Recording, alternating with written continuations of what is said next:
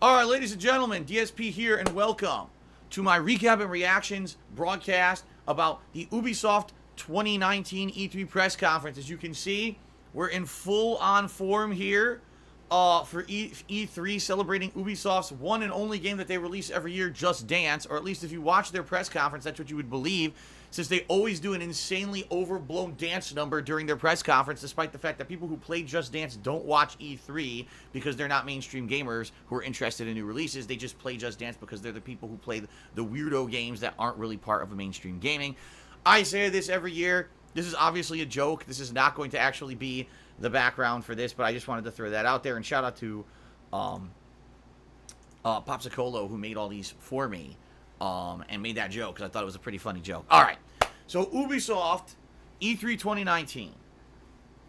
A lot of people not wondering what in the holy hell are they going to talk about this year. And the reason that I say that is because this year, are they going to talk about Beyond Good and Evil 2 again for the third straight year with nothing to really show?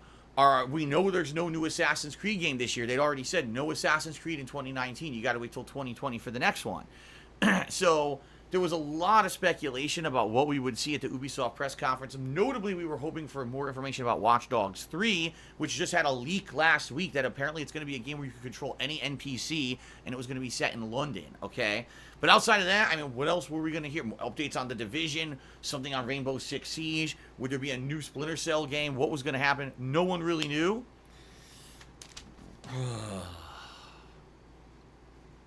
Before I start, ladies and gentlemen, I've been covering E3, man, yearly since, what was it, like 2010, 2011? So at least 9 straight years I've been doing this, okay? Over the years, I've told you guys very honestly and matter-of-factly about what I thought about these press conferences. And quite frankly, Ubisoft every year is very hit or miss. Some years they're great, some years they're terrible. But if ever there was a case for why E3 is outdated and does not need to exist anymore, I think this Ubisoft press conference for 2019 was a staple case of why this show at this point has lost its meaning. This was one of the worst, if not the worst, press conference I've ever seen at an E3. It was complete fluff. There was almost zero substance to it. There was one game that had any meat to it that anyone cared about. There was a ridiculous amount of no-shows for all of their major staple franchises. We're going to get into it, but, like, seriously, I mean it. Like, this was a fucking stinker-ass press conference. I could barely pay attention. I was so bored. I barely could pay attention to the press conference. And this is my job, and I couldn't pay attention. That's how fucking boring this was. Okay? Let's begin. So they first open up the conference with Assassin's Creed. Like, wait a minute, what? Assassin's Creed? There is no Assassin's Creed this year. What are they going to show? Oh, nothing. What it actually is Assassin's Creed Symphony. So on the screen, they're showing a montage of different various clips from Assassin's Creed games while an actual, symphony group is playing the soundtracks of the games. And it's beautiful. It sounds great. And I actually liked it as an opening to the show because you knew there probably wasn't going to be any Assassin's Creed in the show. So I thought this is a good time to do it. Do it as a starting number so it's out of the way. At least people who want Assassin's Creed get a tiny taste of it. And then we can move on to other stuff. So in reality, I didn't mind it. I think it went on for about between 5 to 8 minutes. I didn't time it, but it felt like that. And basically at the end they announced, okay, this is a real symphony group that is touring all over the world. And they actually listed some of their dates and tours in the fall that they're going to be going all around doing this show. If you're interested, there's information online about it. Assassin's Creed Symphony, you can book tickets. Seems like a good thing, and I actually didn't mind. People in the stream chat were going nuts. I guess a lot of people don't appreciate classical music. I thought it was quite good, and I was like, okay, good way to start the show. Now it's out of the way. Now we can get to the meat, right? Right? Okay. As if on cue, they start presenting a new game. And it's a game that, again, one of the games we wanted information about, Watch Dogs. So they show that you are in London, but it's a futuristic London, maybe 10, 15 years down the line. They say that Brexit has happened, and now the future of London is completely uncertain after Brexit. And there's basically this regime of people in power. It's very unclear. Is it corporations or whatever? You're not sure. But they're in power, and now the common person feels like they're oppressed, and there's like a military presence, like a police presence in the city of London, you know, basically harassing people and stuff, and people have had enough. So what they want to do is form a resistance called DedSec. Incidentally, is it any relation to the previous DedSec from previous Watch Dogs games, or is this a totally new group and it's a rebooting? I don't know. It wasn't really clear. But this group called DedSec is trying to revolt against this oppressive government or whatever it may be in London. But the difference between previous Watch Dogs games and this new Watch Dogs game is that every person in London can be part of your group. Unlike us, you know, Watch Dogs 1 where it was just Aiden Pierce, Watch Dogs 2 where it was a group of hackers. In this game, anyone can become part of DedSec, and you can recruit anyone in the city of London, including a quick kid who's agile and maybe do fighting and dodging and stuff like that, or someone who maybe is more technologically sound and could do better hacking and puzzles, or even an elderly woman, okay? So it starts off with gameplay, actual gameplay of the game, which seemed to be a rarity this E3 so far. There's been very few times so far we've seen actual gameplay of games, so this was a refreshing thing. It shows a guy, just a white guy, he's kind of bald or a short haircut or whatever, and basically he's running around, he wants to, there's someone who they're trying to recruit, who apparently is good in like engineering or something, but as they're trying to recruit him, he gets attacked by the cops, so he has to save the guy. So he's attacking the cop, but all of a sudden a drone comes by and spots him. He tries to take out the drone, it doesn't work. The drone shoots him, now he has a choice, either surrender or resist and try to survive. If you surrender, it's unclear if maybe later some of your other DedSec teammates can try to rescue you to get that person back. But he resists. So he's fighting the drone, he hijacks a car, he's driving across town while the drone and all this police are following him through the town. Eventually he gets out of the car, gets into a firefight with the police, gets killed, okay? So this is the first character in the game dead. Now what they show you is a menu opens up, and now you can actually select all these other agents throughout the city that are working for DedSec, and they actually switch over, of all things, to an elderly woman who's sitting feeding pigeons near the waterfront.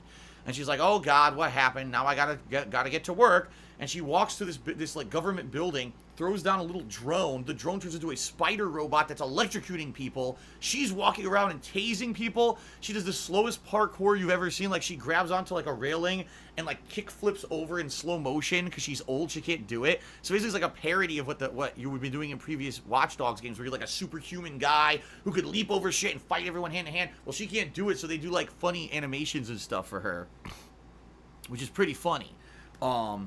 So it's pretty fun, and then she does her mission or whatever it is. Then they switch over to a younger, a black girl, basically, who's like fast and agile. So now they show kind of almost like classic Watch Dogs gameplay. She's fighting guys hand to hand. She's kicking and punching and tasing. She pulls out a gun. She's doing third-person cover-based fire, just like you've seen in previous Watch Dogs games. So that will very much be present in this game as well. Meanwhile, while all this stuff is going on, whoever this mysterious head of DedSec is, who you don't know yet, is doing commentary over your phone, so you could hear them like saying, oh, is that all that rolling necessary? Does it really help? You know, when the girl's rolling to dodge stuff, and maybe she does an extra roll by accident. Oh, is that really necessary? Did you really need to do that roll? So it's kind of like snarky commentary, so it's kind of interesting.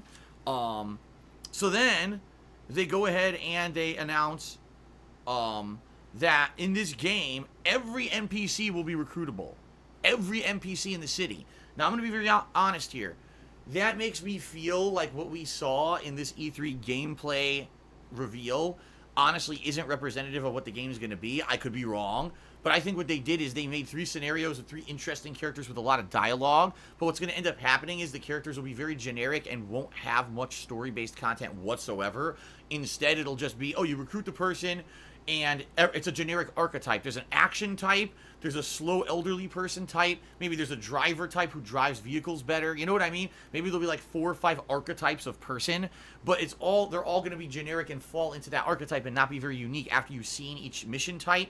I almost get the feeling like it's going to end up being repetitive and boring in that regard, but maybe I'm wrong. The reason I say that is, how realistically could you have the city of London have thousands of people in it, and any NPC is completely unique and different? That doesn't sound right to me. I mean, how long have they been making this game? 25 years? You know what I mean? It doesn't seem realistic or feasible. Of course, this is all purely speculation on my part, but I'm a realist, and I'm thinking, man, it's not going to be as good as maybe they're trying to make it out to be in this gameplay reveal, okay? So they announced the game will be coming out March 6th, 2020. If you guys aren't aware, I'm not even kidding you, like, there's now an insane amount of games coming out in March and April of 2020. I'm not, like, half the games announced at E3 so far have been announced for March and April of 2020. So I don't know what's going to happen, if they're all going to hold to those dates or not, but it just seems to me like next year, March and April, is going to be insane for game releases, to the point where I don't know how these games are going to perform. They're going to cannibalize each other. If you have, like, literally 12 to 15 high-profile games released in 2 months, and it's not the end-of-the-year holiday sales, like, those games are going to kill each other. So I'm worried a little bit. At the same time, I'm excited because the game looks good. Don't get me wrong. Like, I'm one of the few people who I think really enjoyed Watch Dogs 2, and I wanted a new Watch Dogs. By the way, it's not called Watch Dogs 3. It's called Watch Dogs Legion, okay? I think this game looks good. I'm just a little bit worried about it falling into more generic missions and generic archetype of people based on what they're telling you the game is. But all that being said, I'm still excited for it to come out in March, and this is the highlight of the E3 2019 Ubisoft press conference. I'm not kidding, and I'm not exaggerating here, alright, guys? The rest of the conference was garbage. It was all fluff and garbage, and you're going to be like, wow, okay, what was the next major game announcement? And you think I'm kidding, you know, if you didn't see this, man. All right, let's continue, okay? Up next, I guess the character Mac from It's Always Sunny in Philadelphia, a show that I've never seen, came out and said that, oh, we're working with Ubisoft. We've produced a gaming television show. What it is a show that's a comedy. It's a parody of a game dev studio making a game. The name of the game is Mythic Quest. And in this show, we're pretending that Mythic Quest is like one of the biggest, if not the biggest, MMORPG ever made. And it's a show about how the game dev studio works with comedy aspects and stuff like that. So they show a trailer for it, and apparently he plays the head of the studio named I Am Grim, or Ian Grim. And basically they're like, oh, you know, he's super cocky and super, like, narcissistic, so everything is about him. Like, there's supposed to be a commercial for the video game, but instead it's a commercial about how he's a great game dev, and it shows him without a shirt on and stuff. And I guess some of the people who are on the show are also from It's Always Sunny in Philadelphia. I wouldn't know because I'd never seen the show. But everyone who's, like, supposed to be the game devs working for him are like, wow, this is a train wreck, this is terrible. So I'm watching this, and I'm like, I guess this is supposed to be funny. I didn't even for a moment crack a smile or anything. And I was like, if this is supposed to be a funny television show, I guess you lost me. Then again, maybe I'm just not in touch with what people think is funny in the modern era, because a lot of the shit I think right now is just not funny at all. So anyway, they announced that this show is going to be on Apple TV Plus. Now, for those who don't know, Apple TV Plus didn't even launch yet. Apparently, it's launching in the fall. So it's supposed to be an exclusive show launching on Apple TV Plus in the fall. And I guess Ubisoft somehow has a stake in it. I don't know. But I guess that's why they presented it at the Ubisoft press conference. I don't know. And that was it. So it's called Mythic Quest Raven's Banquet, a show on Apple TV Plus coming out in the fall. Now, you start to see what I'm saying about the rest of this press conference. Get used to this, because it's pretty much the kind of stuff you're going to hear for the rest of the conference, all right? So up next, Rainbow Six Siege. Oh boy, a 4-year-old game that has a competitive community. We really need to hear a lot about this, don't we? Well, first we're told after this Ubisoft press conference ends, there's going to be celebrity gaming with T-Pain and other people playing against known streamers. Like, anyone cares unless you're in the competitive community. Who gives a shit, right? There's a new season launching that's going to have new content, Operation Phantom Sight, and there'll be new operators and blah, blah, blah. Basically, if you don't play Rainbow Six Siege, completely worthless information you're not going to care about, okay? And I don't, and I didn't understand what the fuck he was talking about, so there you go. It was a short, thank God it was short. It was like 2-3 minutes of the press conference, okay? Continuing on, Adventure Time. That's a cartoon that's still pertinent. Not really. I mean, let's be honest, Adventure Time pretty much is very outdated at this point. At one time it was kind of hype, but at this point it's really not. But anyway, Adventure Time is going to be in Brawlhalla. This is a game that's already been out, but I guess the Adventure Time characters are going to be in Brawlhalla. The one thing that was weird to me is one of the main characters of Adventure Time, the dog, I don't even know his name, is usually played by, I think Joe DiMaggio is the name of the voice actor, the same actor that does Bender's voice in Futurama. Well, guess what? They got someone else to do it for this. So he sounded completely off, like he's trying to sound like Bender, but he didn't. And it just sounded really weird to me. Like, why did they not get the real guy? I don't know. But anyway, Adventure Time characters in Brawlhalla. Woohoo, right? Okay, so then they show a trailer for what appears to be a new Ghost Recon game, and it's starring, of all things, the actor who played Shane in The Walking Dead, as well as the recent Punisher series on Netflix. I forget the actor's name, and I apologize for that, but he's playing the main character of this game. It's called Ghost Recon Breakpoint, and apparently it's going to be about a group of operatives who I guess are trying to do something. I don't know. It's like so generic and boring at this point. It's very hard for me to even retain interest. I'm trying to pay attention to what he's explaining, and I'm like, I can't even pay. John Bernthal, thank you. His name is John Bernthal. I can't even pay attention. And honestly, basically what it looks like is another open world Ghost Recon game where you're just wandering through the woods fighting and stuff. And it was funny because as this was playing, a few people in my stream chat were talking about it, and one person was like, yeah, I actually got into like this early alpha a few months ago, and it was terrible. It was like generic and boring, much like all open world Ghost Recon games. It just didn't seem very interesting. So I don't see how they're saying this is a unique one. It kind of seems like the same shit. I don't know. They didn't give a release date for it yet, I don't think. Oh, wait, I take it back. They did. Hold on. I lied. I have a second. They talked about this game, Ghost Recon Breakpoint, for like, I'm not even kidding, like 20 minutes, okay? So basically, AI teammates for solo players will be in the game. I guess the reason that they're saying this is because of previously they announced this game was not going to have AI teammates, so if you're playing by yourself, you'd be fucked. But now they announced, oh no, you'll have AI teammates now. So I guess people had a big backlash against that announcement previously, so they changed their mind about it. They said there's going to be a new social network for people who play Ghost Recon games called Ghost Recon Delta Company. You'll be able to post up pictures and scores and stuff. Big deal. This game, Ghost Recon Breakpoint, will release October 4th, and there will be a beta for it on September 5th.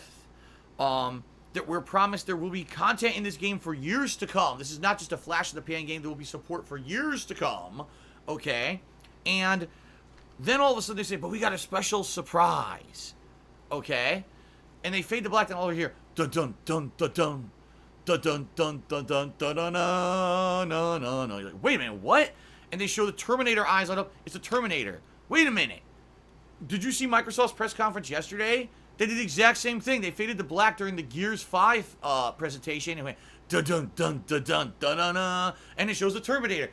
What the fuck? Why is Terminator in every game this year? So Terminator is in Gears 5. Terminator will be in Ghost Recon Breakpoint, and the rumor is Terminator is going to be a DLC character for Mortal Kombat 11.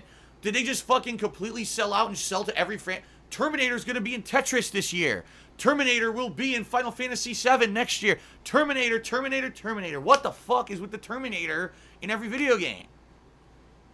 When did the Terminator become so cool in 2019 that it needs to be in every fucking franchise, right? Very weird, okay? But anyway, Terminator apparently is going to be somehow involved in this new Ghost Recon game. All right? So, I'm not even kidding. They spent just about as much time on the Ghost Recon game as they did on Watch Dogs, but they showed no real gameplay. None. Watch Dogs had this big presentation of real gameplay in-game showing the various NPCs. Ghost Recon Breakpoint, which comes out in October, zero real gameplay. Good job. Up next, they announced a new mobile game. So now that half of you have tuned out, the new mobile game is going to be called Elite Squad, and what it is a co-op shooter action game. Can't really tell. But it includes characters from The Division, Splinter Cell, and other Ubisoft franchises. So it showed like some girl was supposed to be an operator from The Division, but then Sam Fisher was there. So it was kind of a weird mashup kind of a game for mobile. And I don't even know when it's coming out because I stopped paying attention. I'm not even kidding. I stopped paying attention. I was like, I can't pay attention to this. So if that wasn't distracting and boring enough, they then went to their Just Dance segment.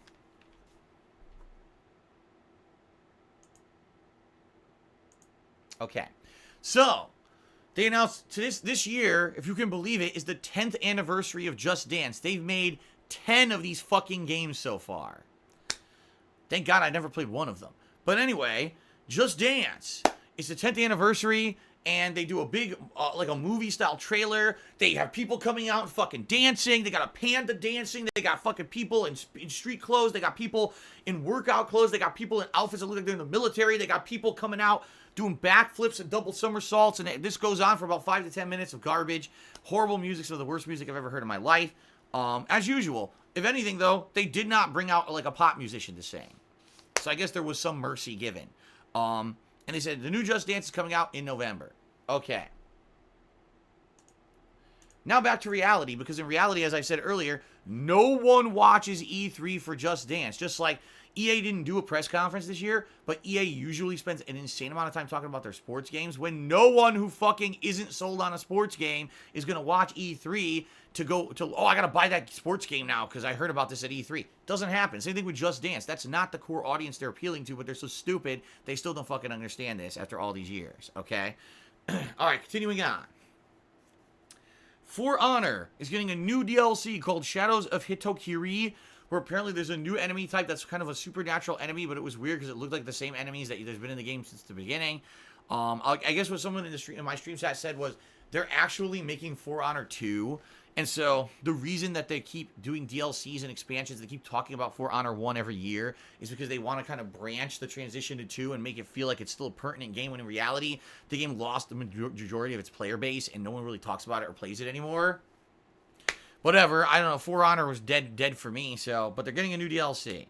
There's a new Rainbow Six game called Rainbow Six Quarantine. It's a 3-player cooperative experience coming out in early 2020, and apparently it's going to have some kind of sickness or virus involved, because it shows some guy's arm is being infected, and he uses some kind of an antidote, injects it to his arm to stop the infection or whatever.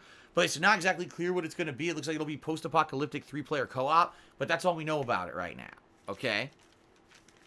Okay, continuing on. The Division 2, you absolutely knew they were going to be talking about The Division 2. So they do a little bit of explanation, of thank you for playing it, blah, blah, blah. The Division 2 is going completely free to play, only for 4 days, starting on June 13th and continuing through June 16th. That's this weekend, right? That's, I think, Thursday, Friday, Saturday, Sunday, or something like that. So I might actually check it out later this week. I didn't play The Division 2. I never played The Division 1, okay? Everything that I know about The Division 2 is based off of trailers or what people have told me about it. So what I think I'm going to do this weekend, I actually was talking with Kekken in the stream chat. We may actually do co-op of this game this weekend, do a major stream of it just to test it and see what the hell it is. Is it any good? I never played it. Might as well, what the hell, on a whim, do a stream of it, co-op, and give it a shot and see if we like it or not, okay? So that's this weekend. They explained that there will be many episodic DLCs coming. Episode 2 will be at the Pentagon, and it'll introduce a new 8-player raid, because there was a raid previously earlier this year, and people apparently liked it, so it's the return of raids. And then there'll be another Episode 3 coming out in early 2020. And then they announced there's a movie being made for The Division starring, of all people, Jake Gyllenhaal and Jessica Chastain, because when I think military espionage and thriller-style movie, I think Jake Gyllenhaal and Jessica Chastain, apparently. And it's a movie being made with Netflix, and it will be coming out sometime next year, but we don't know exactly when yet. So, The Division movie, coming soon. Wow. Okay. Continuing on. So, continuing on in the pattern of everyone copies everyone. The first everyone copies everyone this year is cloud streaming, right? Google Stadia, Microsoft is xCloud, and Bethesda has Orion, which is their new game engines that's allowing them to take their game engines and be streamed more easily. That's not what we're talking about. We're talking about the subscription-based model. How every company now, like EA and everyone, pay us a monthly fee, Xbox Game Pass or EA Pass, and get all of our games, you know, for a monthly fee rather than having to buy all these games. Uplay is doing the same thing. For now, it's only on PC. So they announced it. It's actually called Uplay Plus. It's going to include all of their games on PC, everything available, including, you know, access to new releases. So they're claiming, yeah, games like this new Ghost Recon and stuff will be included with it. $15 a month, $14.99, or it'll be free for a limited time in September if you try out the service. So that's launching in September. You have to sign up today for it, FYI. And another thing, in 2020, apparently, it will be compatible with Google Stadia, which is the Google streaming platform. So if you get the Uplay Plus service on PC, then you'll be able to play all those PC games on any device come 2020 when the Google Stadia launches, as long as Google Stadia actually works, which I'm going to be very honest with all of you. I'm incredibly skeptical that it would work. I think, you know, I don't think the internet infrastructure is there for it to support it, but whatever. Google thinks that it's going to work, okay? All right. Continuing on. A new game is presented, and this game shows a roller derby basically, and it's very cartoony. Obviously, the graphics are very Fortnite-esque, but it's a roller derby game called Roller Champions. And they said, how long will you have to wait to check this game out? Today. It's out right now. If you go on your PC to, I think it's like Uplay.com or the Uplay client, you can get the pre-alpha version of the game for free, and it's available for this week to play for free, only on PC though. So if you're not a PC gamer, you cannot check out Roller Champions, but apparently you can test it out. I mean, it would be cool. I would definitely like that, but I can't play it because my PC can't handle new PC games, so I guess I'm left out because they didn't put it on consoles because they're assholes. Alright, they didn't explain when it's coming out or anything like that. And then one final game, they said, where do when the people need help, they call on the gods. But where do the gods go when they need help? You. A new game called Gods and Monsters that's going to be a part of mythology, like mythological creatures, and you're going to be someone trying to help the gods by fighting the mythological creatures and defeating them and stuff like that. And this game was announced, it's coming out February 25th, 2020. And that's it. I'm not kidding, I'm not joking. They ended it. It just ended, and then they went to, remember I told you, they said, oh, we're going to show you exclusive gameplay of like Rainbow Six later, a tournament between celebrities or whoever. They cut to that, and they started doing that, and everyone was like, what is this? So it ended out of nowhere. So I just want to give you guys some perspective here, okay? Ubisoft. What do you think when you think Ubisoft? Well, Watch Dogs, that was a good one. Okay, maybe Ghost Recon. But outside of that, okay, Assassin's Creed, a no-show. But we kind of expected that. Beyond Good and Evil 2, you know, that ginormous game that now you've been hyping for at least 2, if not 3 years, and at every E3 you show a little bit more. Nothing? Not nothing. Not even a status update. Oh, we're still working on it. Nothing. They pretend like it doesn't exist. Splinter Cell, nothing. Zero. Nothing Splinter Cell whatsoever. And let's face it, every year Ubisoft usually gives us something kind of interesting or different. And yeah, like the roller derby game, alright, and this Gods and Monsters, but like this conference, just like, no, oh, that's right, Skull and Bones. What about ever happened to that game? You know that game, the pirate game, that we were all saying was going to compete with Sea of Thieves, and it seemed like 2 companies were making the same game? Nothing. Nothing. It was a whole lot of fucking nothing. So I'll recap. Assassin's Creed Symphony, Watch Dogs Legion, a new television series called Mythic Quest Raven's Banquet, Rainbow Six Siege is getting a new content update, Adventure Time characters in Brawlhalla, Shane from The Walking Dead is playing the main character, John Bernthal, of Ghost Recon Breakpoint, which is coming out in October, but we have no idea what the hell the game is because they didn't show any real gameplay. There's a mobile RPG game called Elite Squad coming out. Just Dance is coming out again in November. For Honor is getting a DLC. Rainbow Six Quarantine is a new 3-player co-op game coming out next year. The Division 2 is for free this week and is getting 2 DLC updates. Uplay Plus on PC, so you can play PC games for $15 a month. Roller Champions and Gods and Monsters. The whole conference was less than an hour and 10 minutes long, if you actually timed it. And if you took out the symphony and the dancing, this thing was barely 45 minutes.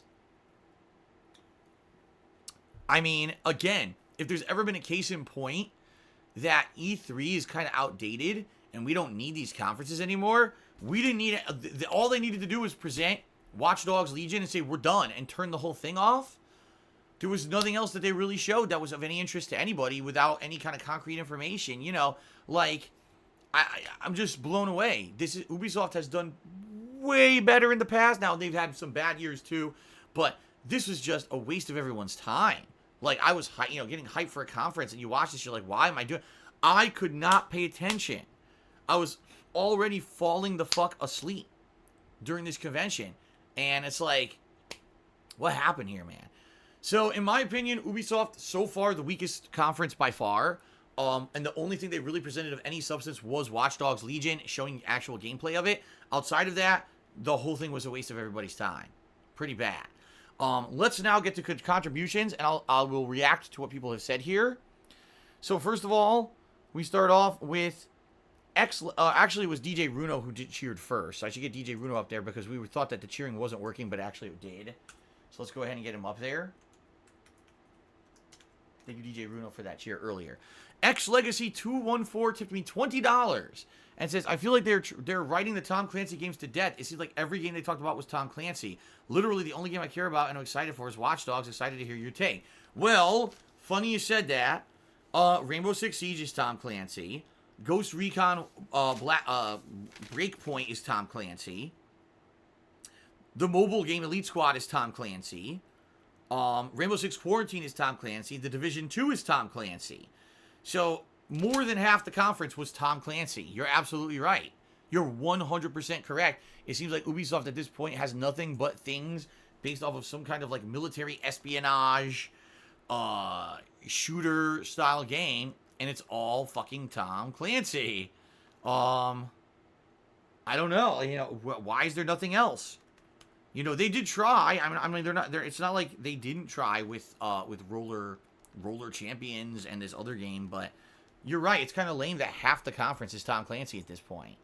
I mean, at this point, you might as well put Tom Clancy characters in fucking Just Dance. Continuing on, DJ Bruno Charity says, them showing Sam Fisher but no new Splinter Cell. They might as well have shot me on stage. Master Shake tipped $1 and said, shout out to Ubisoft for releasing Just Dance 2020 for the Nintendo Wii. It's weird to be seeing it coming to the Switch and the Wii in 2019. Well, if anything, if that doesn't explain to you that Just Dance is not... Oh, hold on. If that doesn't explain to you that Just Dance is not for the mainstream gaming audience that's watching E3, they're selling it on the fucking Wii. A 2-generation outdated console they're selling this game for.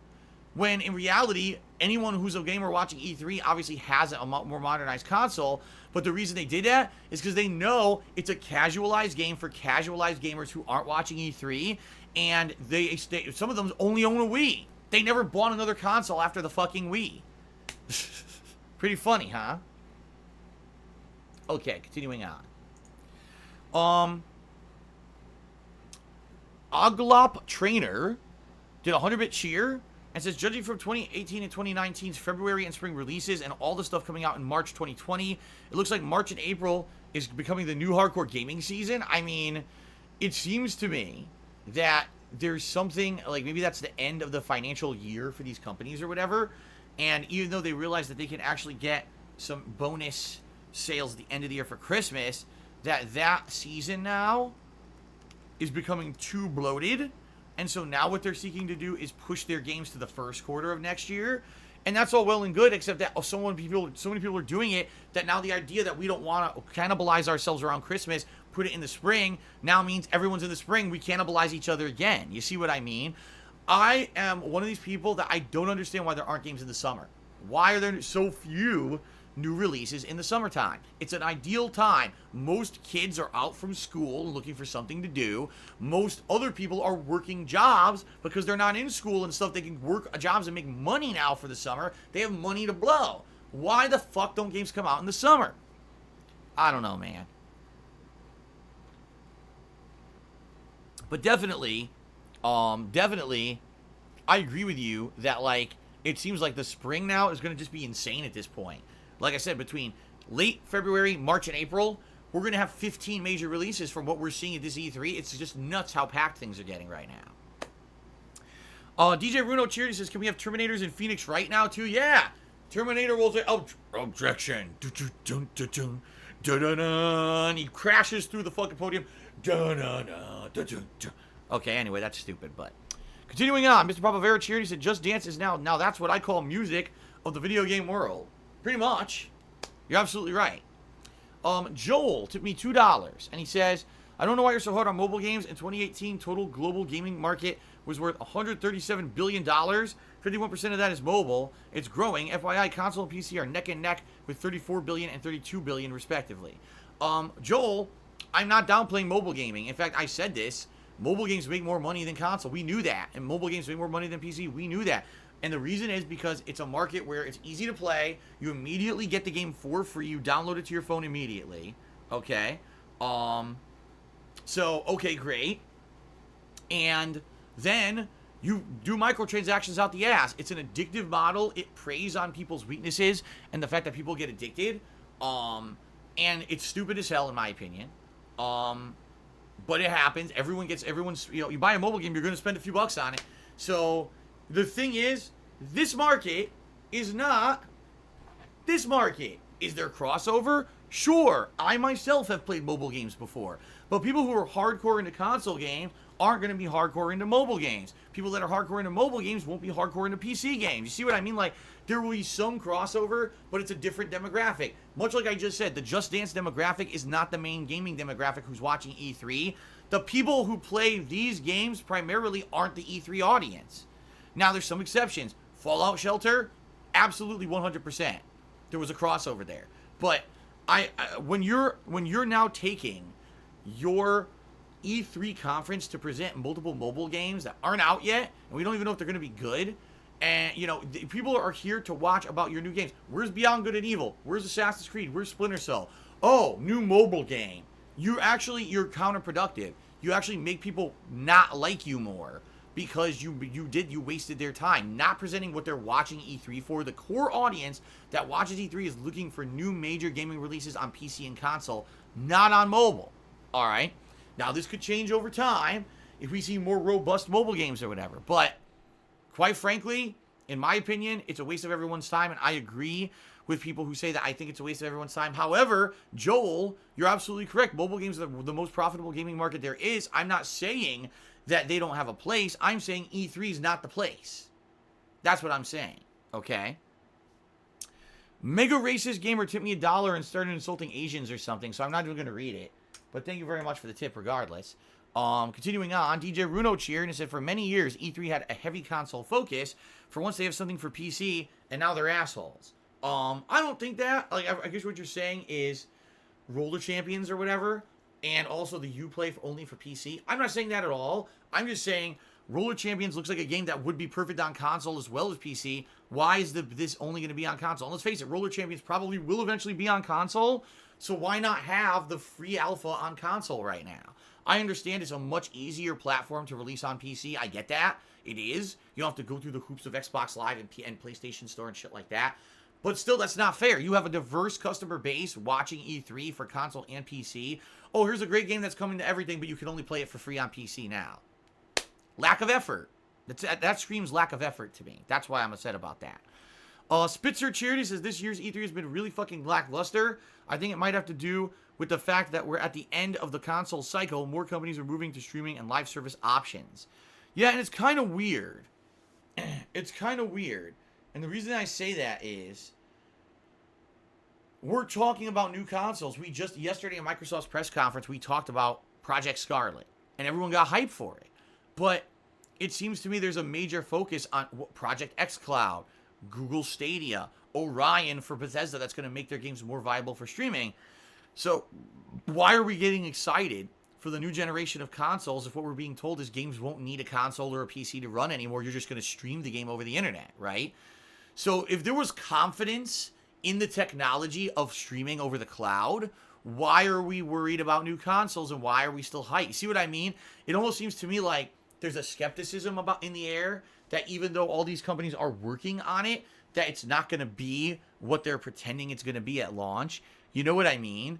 And I'll be honest, I kind of think I agree. Like, I don't think that it's going to be as good as they say it is. I think that it's going to end up not really being great for most people. The only way you're going to be able to play these games over the cloud or whatever is going to be that if you have an insanely good internet connection and you're not live streaming, by the way, good luck streaming a game while you're also live streaming. It would have to be you're playing it for yourself only offline, and or playing. Imagine now you're streaming the game over the cloud, but now you're playing it multiplayer. So now you have more bandwidth usage. You see what I mean? Like, I definitely don't think that that's going to be the case. I think it's going to be a problem. With this live service option, streaming option. But again, it's weird because if we really were going gung-ho to the streaming, why are we emphasizing the release of new consoles coming out soon, right? It's very weird to me. Eternal Napalm Charity says, I'm getting good vibes about Square Enix this year. I think we will see a new Nier and also a cool new IP outside the Avengers that'll launch with the new consoles. I'm keeping an open mind. Square Enix took over Sony's spot, which was the prime fucking spot for E3. So we'll see, I guess. It is also the last major conference. There's no other major ones after this. Yes, Nintendo has a direct thing tomorrow, but it's the last major conference, so I'm feeling kind of interested in what Square Enix will have to present, I guess. We'll have to see. Egg Gangster Cheers, it would be kind of fun if you played Just Dance on stream. I can't. There's nowhere to do it. There's no room in my office for a motion control game. It's too small. Perp Drank the Drank did a $1 tip and said, I tried to tell you about Grandma Grams showing up in Watch Dogs 3 and you told me to fuck off. Thanks, man. I don't even know what you're talking about. I have no idea what on earth you're talking about. So thanks for the $1 tip, but I don't remember telling anyone to fuck off about a Watch Dogs announcement. So, Egg Gangster Cheer says it would be fun to see you and Kat do Just Dance. I just said we're not doing it. All right, so that is it for the Ubisoft 2019 E3 press conference. In my opinion, one of the worst in recent memory, if not the worst in years. I mean, out of everything they presented, very little substance. Outside of a new Ghost Recon game that doesn't look very good because we don't even know what the fuck it is. And Watch Dogs Legion looks great. And outside of that, the whole conference was pretty much a waste of everybody's time. We got one left. One major conference left to Square Enix. Let's hope that it's good. All right? So whether you watch live on stream or you're watching this on demand on YouTube, thank you very much for watching my recap and reactions to the Ubisoft press conference. And hopefully see you for the last one, Square Enix. Thanks, everyone. Peace out. See you later.